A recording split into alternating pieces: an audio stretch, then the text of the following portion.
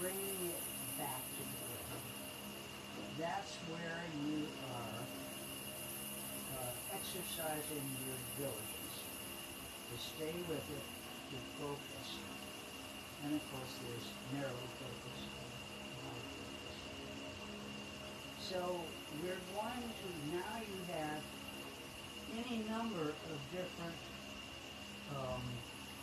meditation methods. We've only really covered one, which is the stillness, silence, and going within, and that goes through the breathing for the first exercise. You can wait and go later on the Sadhipatthana after the mindfulness of breathing is the mindfulness of your sensations, and after that, and then the last one is mindfulness of Dharma. Oh, mindfulness of the mind, mindfulness of the Dharmas. So that takes a lot of doing, particularly the last one. Most teachers don't even go there because it's basically everything. It's like a huge theory. Now, that's the formal mindfulness program. In our Western world, we were very fortunate to have a man named John Kabat-Zinn. Does everybody here know who he is? Probably not. No. Okay. John Kabat-Zinn is a microbiologist and a doctor. He's a microbiologist at MIT. And he had been, he was part of the hippie world. And he really got into meditation in the 60s. And he had this idea. He was practicing medicine at the University of Massachusetts. That meditation would help ease pain. He took that very teaching. Pain is of the body, but suffering is of the mind. So he went to the powers that be at the university and he said, I would like to start a little program if you could give me space here at the hospital that will combine yoga, meditation, and this mindfulness project, and see if we can help the pain by working with the mind, by separating mind and suffering, mind and body. So they gave him a little room, a closet down in the basement. And I think he said he had 6 people. He said, bring me patients that you have given up on. Ones that are going, they have to be able to stand and walk and move a little bit because I'm going to do stretching exercises. But other than that, they are ones that classical standard medicine has written off. Well, it was incredibly effective. And other doctors began to notice what was happening. And they gave him more space and they said, would you do a program for us? Because as doctors, we're stressed really badly all the time. Particularly the student doctors, because they're really hard on them. So he expanded, as programs do. And it turned out to be called, they didn't want to make it sound religious or tied to any particular spiritual group. So it's titled Mindfulness-Based Stress Reduction, MBSR. It's now in hospitals all around the world. And he gave us, we have someone here that did a very nice class. I don't know if anyone knows her, if she's still here or... She's still here. Laura. Laura, well, we really should have it's an 8-week program. If she does this program in meet her. Oh, Laura took Well, I took Laura it. shot Okay, towels. all right. Yeah, but she presented here I what took she it does one time, quite a while ago. But it is quite amazing. But along with doing this program, using this teaching, he gave us a definition, a working definition of mindfulness that for our use as everyday Western Buddhists is very effective. So if you can turn this on, It's on. It's ready to go. okay, this is John Kabat-Zinn. Wait 1 second. I want to turn the soundbar down a little bit. Is it on? Yeah, we're set whenever you're ready for us. Well, everybody ready? Just in case you've never heard him or seen him, he's getting up there along with the rest of my gang. Group. It's about 5 minutes long. It's very short, but this is your definition. I won't give it to you either. Get it right from the horse's mouth. TV turned off because we didn't do it too long. We didn't do it immediately. It will be. Everybody see the TV? Nope. You see it? There we go. I'm not good. I don't think you can. It wasn't on Ruthie, now it's on. Which side? There we go. Okay, here we go.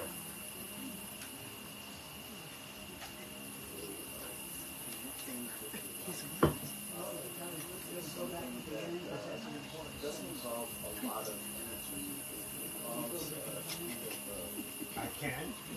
It still isn't loud enough. Yeah. Still not very loud. Where's my clicker? The bar's a problem. Okay, let's try. Okay. mindfulness is actually a way of connecting with your life. And it's something that doesn't involve a lot of energy.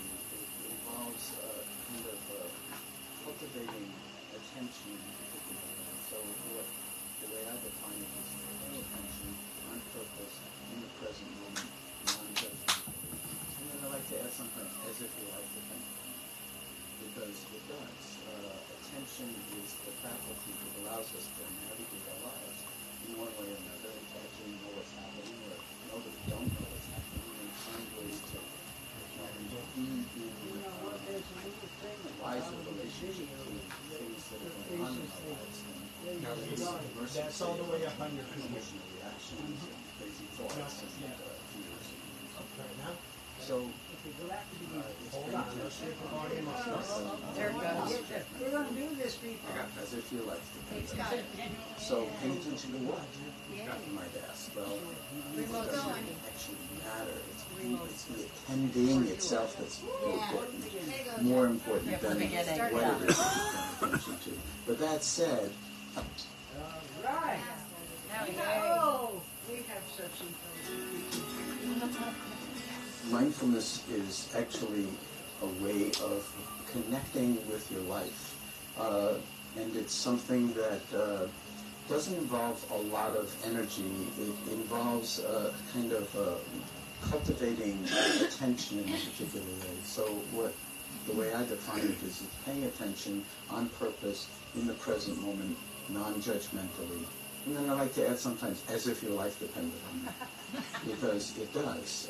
Attention is the faculty that allows us to navigate our lives in one way or another, and to actually know what's happening, or know that we don't know what's happening, and find ways to be in a wiser relationship to things that are going on in our lives than being at the mercy, say, of our own emotional reactions and crazy thoughts and fears and so forth. So it's paying attention on purpose in the present moment, non-judgmentally, as if your life depended on it. So paying attention to what, you might ask? Well, it doesn't actually matter. It's the attending itself that's important, more important than what it is that you're paying attention to. But that said, if you start to pay attention to how much attention we pay to anything, you begin to notice that the mind is all over the place. It never sits still. It's got this idea and that opinion and this reaction, and we spend a huge amount of time planning and worrying about the future, and a huge amount of time reminiscing about the past and who did what to whom, or why it worked out this way, or why it didn't work out this way. In the present moment, which is the only time that we're ever alive in, the only time we could learn anything, express any kind of love or emotion, the only time we could be in our own body, the only time we can see or hear or smell or taste or touch or communicate, is now. And yet, the present moment gets completely squeezed out by all of our preoccupation with the future and the past. When we start to pay attention to our own mind and our own body, it's like reclaiming your life. Mindfulness is not a technique, although there are many, many different ways to cultivate mindfulness. It's actually a way of being embodied, being in some sense in equilibrium with the comings and goings of the outer world, and even the comings and goings and the ups and downs of having a body, which of course has its wonders and is also at sometimes seriously problematic when we're dealing with health problems of one kind or another, or things that can happen to the body. And as long as we have this capacity for awareness, why not develop it? Much of the time, if you think about our educational system and how we grow up, we are trained more and more and more to get into thinking. And thinking is wonderful stuff, very powerful. Some of the greatest achievements of humanity come out of thought, and out of imagination and out of creativity. But the other piece of it that's equally as powerful as the capacity for thought is the capacity for awareness. But we get no training in awareness and attention, huge amount of training in thought. So a lot of the time when we get into bed at the end of a long day, we can't deal with our thoughts, and we can't sleep. They just kind of perseverate over and over and over again. The same thoughts, we want to shut them out. The more you try to shut them out, the more they come in, and pretty soon you don't get to sleep, or you wind up with basically chronic anxiety or some kind of condition or other. Depressive rumination can spiral you into depression, a little bit of sadness, and then that triggers this kind of perseverating constantly, what's wrong with me, why don't people like me, why didn't she look at me, whatever it is. These are all thoughts. I'm no good, I'm too old, my life it's all downhill from here. All of those things, they're only thoughts. But most of the time we think of them as the truth. So what mindfulness does, in a way, is it embraces the actuality of the mind, the heart, the body, and our relationality with the outer world, and gives us new degrees of freedom to navigate the ups and the downs and the ins and outs of our relationships with life, with other people, with our own aspirations and our own fears, and also, and most fundamentally, with our own body. Now, most of us don't want to go anywhere near our own body except under very specialized circumstances at particular times. It seems like, wow, it's wonderful to have these bodily experiences. But a lot of the time, we're just pretty much up here. Thinking. And really believing so many of these thoughts as the truth that we wind up in a very narrow band of what's actually possible for us in terms of our human experience.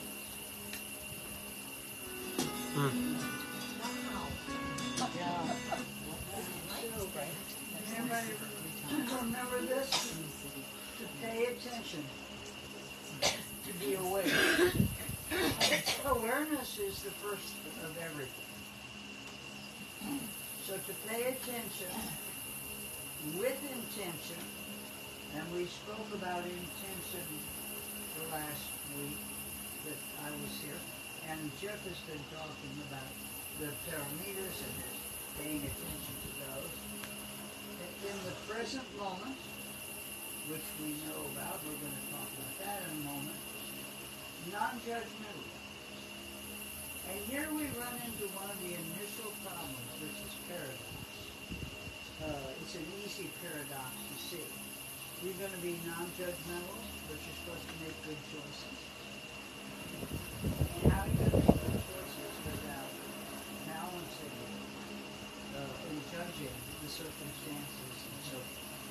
So, one of the things we have to work at relaxing on is that we're not always going to be right. We have to trust in ourselves when we do the kind of meditation we're talking about, whether it's another form or not, but still the very best one is to be still and silent and listen carefully to your inner self. And if that makes a mistake, so be it. But you learn to listen for that, and so you can be non-judgmental about a lot of things. And do it. Now, the business of being here now, those words were given to us. John Kabat-Zinn gave us mindfulness-based stress reduction and a really good working definition every day. And here comes the word in a dualistic world. This is what people kid me about this time. But there it is. That's our everyday world, where everything has an opposite, and you have to make choice. So you have to become comfortable with uncertainty. So this business about the third noble truth suddenly begins to look a little more difficult, You don't have black and white anywhere. And the Buddha never did black and white. When you get to the precepts of behavior and ethics, he never has a commandment. It's refrained from. Because life is messy. And we have to develop these practices, each one of us, for ourselves, with help from others. And there's so much help out there now. Now, one of the first people to provide us the kind of help that we in the West could actually relate to was Richard Alpert, a contemporary of John Kabat-Zinn. He was at Harvard. John Kabat-Zinn was at MIT. They knew each other. They remained friends forever. And he, of course, is the king of psychedelics, and took us into that world as a full-blown psychiatrist. I guess he was head of the Department of Psychology and Psychiatry at Harvard. And he wrote a book that was seminal and has changed the life of so many people and given us the catchphrase, be here now. Now, he is the prime example to me of what happens when you seriously pursue your meditation and your spiritual life. And now we go into why Buddhism is called non-dual. Because everything, when you go in deep enough, when you begin to really experience viscerally the fact that you are one, that all of us in here today are actually one. It's unification. That the world is all one. And when you do that, you begin to transform your daily life on a dualistic level. It begins to change. But it changes drastically at a non-dual, which is the highest spiritual thing. Now, he died a few years ago, I think in 1918. He's an absolutely wonderful person. And he had such a sense of humor. And I would say that if I had one thing to advise, is that through this whole process of spiritual development and awakening, that you keep your sense of humor. Ram Dass used to say all the time, if you don't have a sense of humor, it just isn't fun. That's true. None of this is sterile. This is real life, nitty-gritty stuff. Well, Ram Dass had terrible strokes in the 90s. I took my girls, we went to see him, and he was really in very bad shape. This video is done after he had his strokes, And I want you to contrast in your minds the two men. They work together. One is at the level of everyday. One is at that secret place and that higher place of spirituality for which there are no words. There is only the experience and sudden realization. So here is Ram Dass before he died. And he is on the other level. This is the non-dual level. Tell me though, most of us haven't had a stroke, don't wish for a stroke. How can we acquire that exquisite sensitivity to the present that the stroke has brought you? First of all, I don't wish anybody a stroke. That's not the. It's my path. But if you start with your ego up in, which is who we think we are. That's what it's and down into the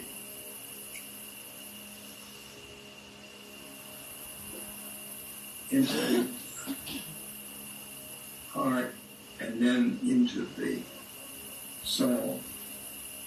Then we are that's who we really are.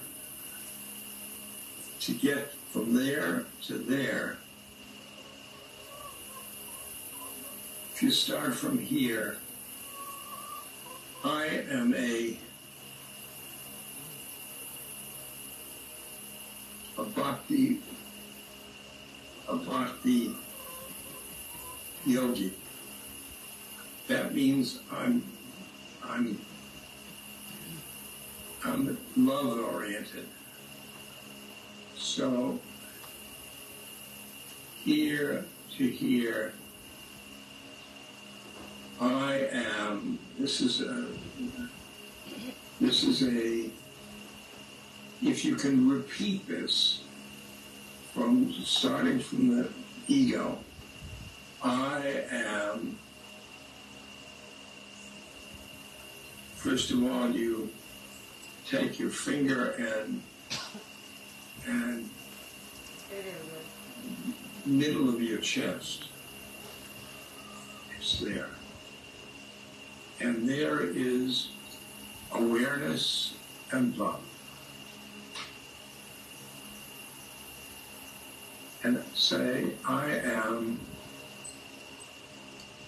loving awareness. I am loving awareness. I am loving awareness. I am loving awareness. I am loving awareness.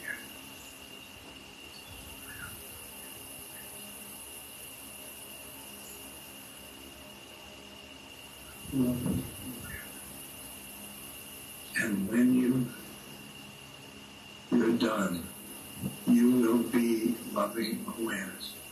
Now, the problem is, if you meet somebody on the street and they say, who are you? You don't, loving awareness. Your name, give your name. And this is an identity within you. It's a secret identity. I am loving awareness. And then you can become loving awareness. And you will be aware of the universe. My guru said to me, Ramdas, love everybody. And I said, from speaking from my ego, I can't do that, Maharaj. I just can't do that. I'm judging up here.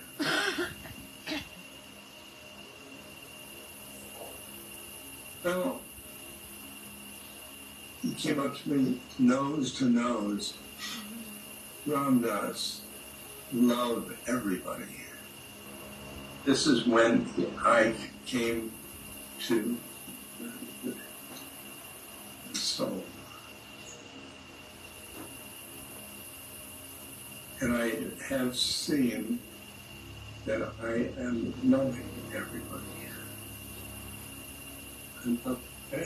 I love everybody in our audience. And I love them unconditionally. Unconditionally. Wow. I love the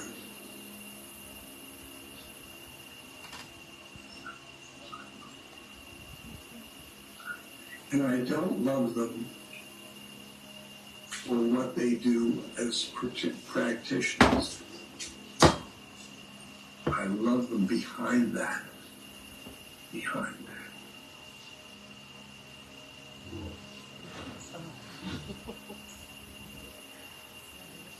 So there's a typical example of practice on a dualistic level. What we do every day, how we act at the supermarket. Do we smile at people or are we grumpy? In a dualistic world, what we do when we aspire to a much higher spiritual life. I really had a couple of other things to add to it, but I think I'll skip them and turn it over to Jeff for your thoughts on establishing your own practices and drawing. Now, one thing, Buddhism does not believe in souls. They're called anatman because they believe that everything changes all the time, so you could not have a fixed soul either. They do believe that this would be Buddha nature, if you would. He's basically a Hindu. But I'd like to hear your opinions. I think we'd all like to share them. And how you feel about establishing the practice. But I know a lot of you already have some. So Jeff, how about you do this? Comments and questions? I got a story about my sister. Okay. My sister's the first person that introduced me to Buddhism. I didn't know what it was. First person that told me about meditation, going to a silent retreat. And I was like, ¿por qué? You know, I just, no concept. She's been through significant training, for 15 years, 20 years maybe. She is an ordained minister. She got training at the Upaya Zen Center in Santa Fe, where she is right now, doing another silent retreat to take the training she got there, 1 year training, back to her job as a chaplain. Helping people grieve. And she told me a story like a year ago. This is like the most Buddhist person I know, my only sister. She's walking through the airport, and she's judging everybody that she sees. She's like, oh, that person's probably this, and that person, oh, God, that person, like, who the hell's that person? Who do they think they are, right? And then she caught herself, though. She caught herself doing that. And then she decided to just, dig into the training and go, okay, what if I can just offer loving kindness for everybody else? And her complete demeanor changed. She probably had a dark face on. She's, probably, you're going to travel sometimes, you're a little anxious till you get on the plane. And so my point, I guess, is that it's not easy. If she's been practicing all this time and knows exactly what to do, you can still find yourself walking through an airport judging everybody that you see. You're still human. And this is not something that you achieve and it's done. No. It's a forever. Yeah. It goes on and on and on and on. Part of we talked before about when you're following your breath, that when your mind wanders, you call it back. That's the enlightened path. Your sister found the enlightened path back from that, even though she knew better, she pulled herself back. But she heard, and that's the enlightenment. she heard the teaching.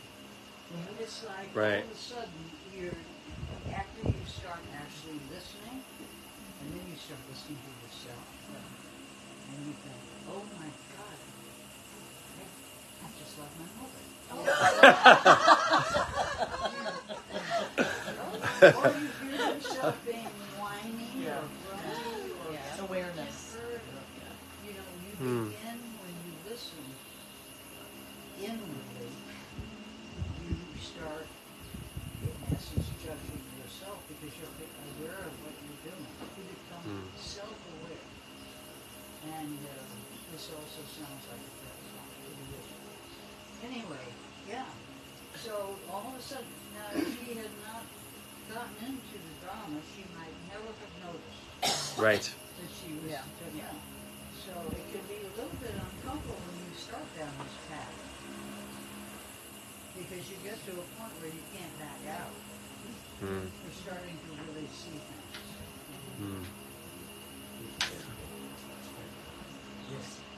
I took the John Kabat-Zinn course probably about 15 years ago. MBSR? Yes. Yeah. With a practitioner in Toronto who teaches it. And when we first went to the course, Heidi said, you are not your thoughts. And I was like, what? You know, of course I'm my thoughts. But now I've done a lot of different things since then, and it makes so much sense now because we're not that ego and the monkey mind and all that. I mean, it's part of the human condition, but it's more like what Ramdas was talking about, you know. It's just an interesting realization to come to. Yeah. Beautiful. Yeah. And these are all enlightened moments. There's a lot of discussion about what really is enlightenment. But in the Buddhist day, any of these they were enlightenments. Yeah. And they are.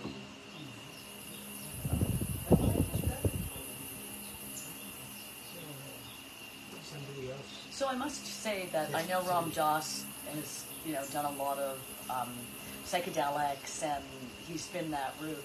So I will be honest with you, when he was talking about that feeling of just one with everything and loving everyone and all that, I have had that under the influence of psychedelics, and I'm trying to get it without that now, right? But that has affected me so much, just having that experience. And I'd like to get it more naturally, and I think it comes from sitting and, Grow the mushrooms. the what? Or mushrooms, did you say? Grow the mushrooms. Grow the mushrooms. Grow the mushrooms. I'll tell you what, Ram Dass and Timothy and those guys, they were 60 years ahead of time. Yeah. And we have lost a half a century by stopping. Yes. Which is starting again now. There's a lot of genuine medical, scientific exploration.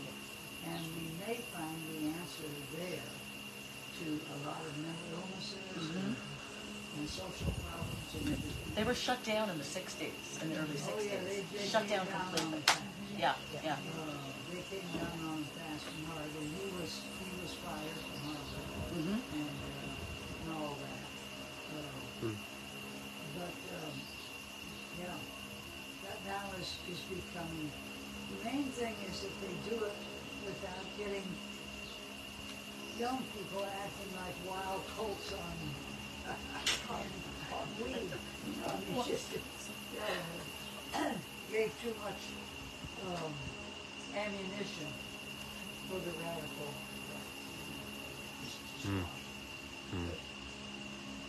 But I thought this was a very good living example of the difference of response, because we keep saying you're living on two levels. You've got this everyday world. You just have to deal with it as it is. But beyond that, I thought it was very much in line with what Jeff was talking about last week. That as we watch ourselves, we begin to see ourselves as maybe being too generous, maybe, or too stringent, as not being stick-to-it. We begin to evaluate ourselves, and that's the beginning of wisdom. But it's different for everybody. We all have, different things. Someone else. Yes. I just wanted to comment on two things I loved from today when John brought in, how he said, I've heard this a bunch of times about being in the present and being in the now, but the way he said that the present moment is the only time that you can love, really have any experience that's real, just made it feel more like urgent. Like, I need to stay in this moment because it's really the only moment that I'm feeling something or experiencing something. So that, and then when Ram Dass said, I am loving awareness. So I also am aware of like our pure awarenesses, our pure being, our Buddha being, or whatever, how you want to describe it. But it also is like a description of being. Like, I am loving awareness. Like, I am loving as a verb awareness, or I am as a being loving awareness. And I think both of them are pretty beautiful. Yeah. To think about. I think of when he was doing that I am loving awareness. It's both true and we need encouragement in it. Both. Well, we need each other. Yeah. Well, no, we need to affirm that in ourselves, and the more we affirm it, the more we will live it. This is who comes before the horse or the cart, the chicken or the egg. It's both. They're round and dependent on each other. And so we are that, and we also work at being that.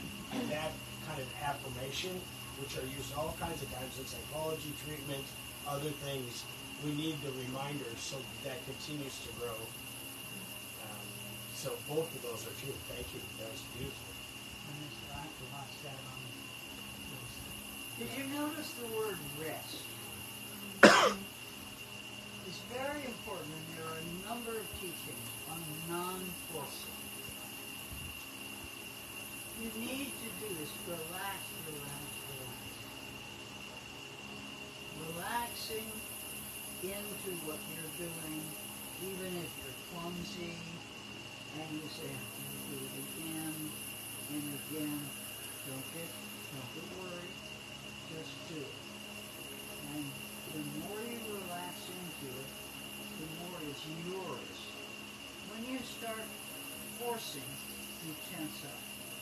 And when you tense up, you lose control of the situation. So it's practice that lets you relax. Because you aren't any good to start with.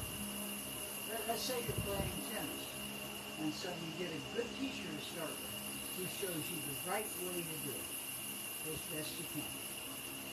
And then you do it, and you're not any good at it. But you do it again, and you do it again, and you do it again. And you don't tense up. This is what teacher's going to tell you. Stay relaxed. Stay in this. And, and then all of a sudden, you're just doing it to become second nature. If you get a bad teacher to begin with, you've usually got problems throughout all of your training. But you can overcome that. Good resting is really important. Just take it easy. Let it be. Let it be. To your point, Jeff, about affirmations, that's what I wanted to bring up. I started kind of with some personal development in 2019, and what I started to do was kind of a nightly mantra of affirmations right before I went to bed, putting my hands over my heart, saying these affirmations. I added a gratitude practice to that. I sort of fall asleep immediately. But I'm always not analyzing, but being open to changing the mantras, and the I am loving awareness is something that I'm going to incorporate because it was very powerful. Good. I do think there's an evolution in the things that work for us, and then sometimes, as you're saying, you have to go back to something that you're like, yeah, this was like giving. I think it will be like giving again. Yeah. Good. That sounds great. Somebody else? Thoughts on mindfulness, living and loving your There's one actually I want to share. I learned quite a few years ago from the guru. He said in meditation, I'm not my body, I'm not even my mind. A lot of times I try to say that to myself, and it kind of brings me back to okay, I'm not my body, I'm not even my mind. I think we all know instinctively that we are not alone. Do you agree to that? We know somehow. And that's why I say trust your intuition. This sense of things you know and things you don't. that fits with what he did. Yeah. Very much. Yeah. And we need reminders of that because it's a simple one to remind you that sometimes you're thinking a lot of foolishness or you do something whatever, but it's not actually you. It's just an act of being in this assignment. Part about being in a dualistic world. Right. Thank you. On the topic, the mind only really has a few things to work with: memories, projections, and it's not often correct. It's not often friendly, and it certainly shouldn't be taken as gospel, whatever our freaking brain comes up with, right? It's just working with possibly bad inputs. So we've got to learn to take that step back. And who is it in us that can take a step back and say, look at what our mind is doing? That one layer back is closer to who we really are than this thing, this swirling thoughts. If our friends said to us what our minds say to us, we would not be friends with them for long. Right? Along those lines, there's a word that keeps coming up for me, which is patience. Patience. I wasn't raised, Western culture, it's very competitive, and it's very, there's not a lot of patience to learn to play tennis. You gotta do this and be good within 3 lessons. Or patience is so important to give yourself the grace to realize things take time, which is the breathing and the coming back that she's talking about. But so often, and I think social media has made it worse. I mean, people just throw stuff out, and it's only increased the impatience that you see, and we lose so much with that. So I'm trying not to talk so much and think, not think, feel. Patience is such an important piece of the pie. There's a really weird thing that happens as you get older, and that you realize that this doesn't have to happen to you. You start to gain the wisdom that this is take time, and interestingly, you have less time. Exactly. You have less time on the rest of life, but you gain the wisdom that this is really a process I need to be patient with. It's a very nice thing about age.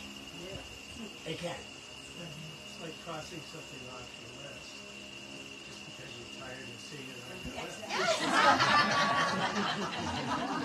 I guess John that I did just so I could shut them off. Yeah. Striving. It's a younger person's game. but it also is, it's a stressful game. And you're talking about something very different when you pull back from those stresses. I took the mindfulness-based stress reduction course as well. And a couple things that stayed with me from that is states that are desirable are radical acceptance and open curiosity. If I can just put myself back to accepting how things are right now with nothing but just a mild curiosity about what's next, I'll calm my whole body down. The monkey mind doesn't have anything to work with, and I become so much happier. It's a beautiful place to try to get to. Open. You should do a talk on that. On that process. Yeah. Good. Well, We're almost done with time, so why don't you wrap it up? Well, I was just going to say, something occurred to me, so before I forget it, I'll throw it out here. I've made jokes over the years about the lady who was so funny when she said, I can't meditate by myself. I have to be in a group, because my mind is like a bad neighborhood, and I don't want to go in there alone. But there's a bit of truth in it. And we can find that we are reluctant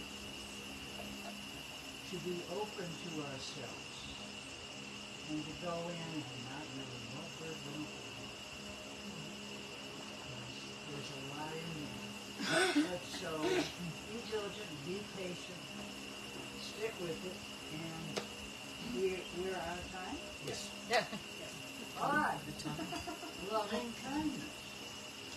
Here we go. I think you might have to describe it to few people. Okay, loving kindness, metta, is to move your circle of compassion and loving kindness and joy and equanimity, all that, out in big circles like this. And you start closest to yourself. And you move all the way out to the Ramdasa. And in the meantime, you go through patiently all the other people in the middle. So we're going to do 5 people. This is an extremely flexible guided meditation, not a silent meditation. You can do it silently to yourself, but here it's a guided meditation. You can tailor it to simply animals. You can tailor it to friends who are in the hospital, or sick people.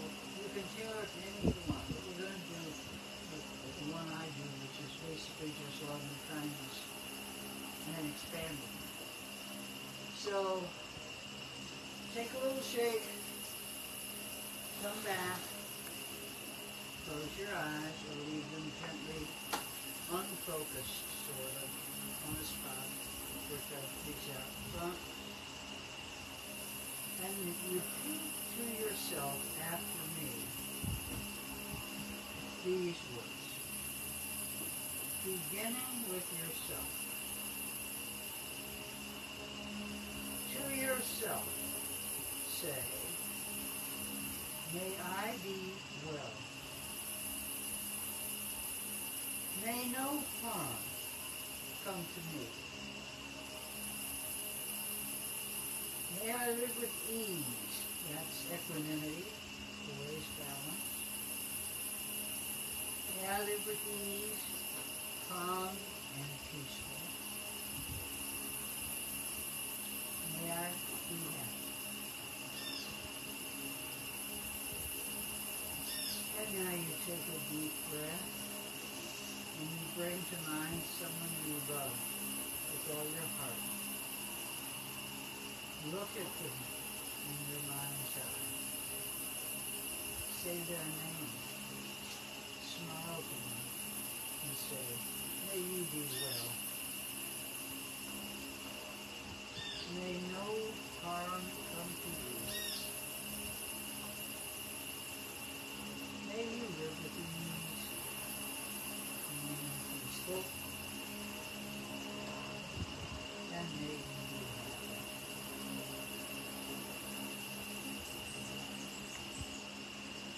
And now, we move one circle farther out to a neutral person. This is someone whose name you may not know, in which case you'll bless them as friend. It's someone that you see but you're not close. But you have no animosity towards them whatsoever. They're neutral. And to this person you say, well, dear friend, May you be well. May no harm come to you. May you live with ease, calm and peaceful. May you be happy.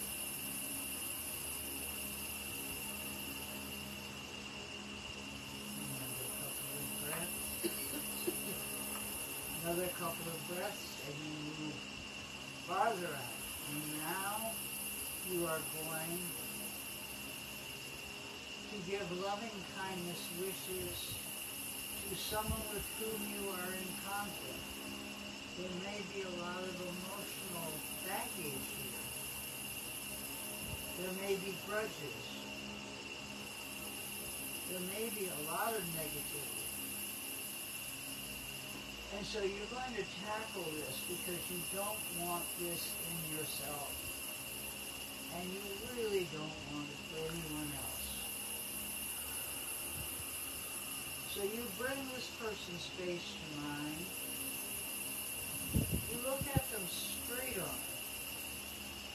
And you see them as if you may have been avoiding really looking at them all this time. You see them as just another person. And you say, may you be well. May no harm come to you. May you live with ease, calm and peaceful. Now big deep breath. May you be happy.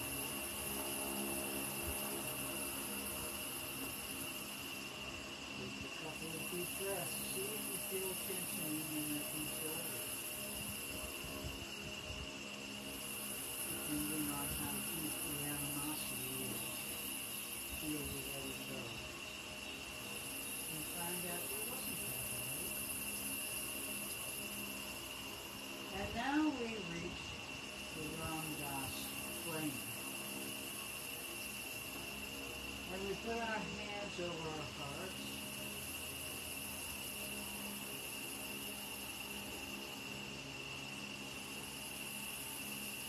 And we say this quite differently, because now we are addressing all sentient beings. 8 billion plus on this planet. Who knows how many more there are in the universe. But to each and every one, although their faces are all blurred, and we see that everybody actually is one big person, we say, may all beings everywhere be well.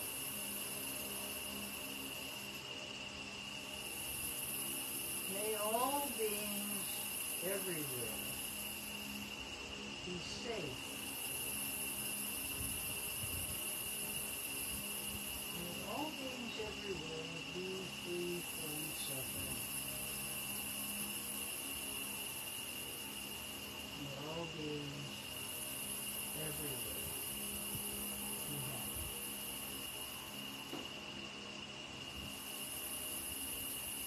Now we hold this unconditional love. So we're ready to release our hands, open our eyes, smile to our friends and neighbors, and we have our own little benediction. You just have to go along with this. Here we go, everybody. Go in peace. Go in peace. Go making peace. Go making peace. Living gently. Living gently. Loving mightily. Loving mightily. And Having to the mysteries.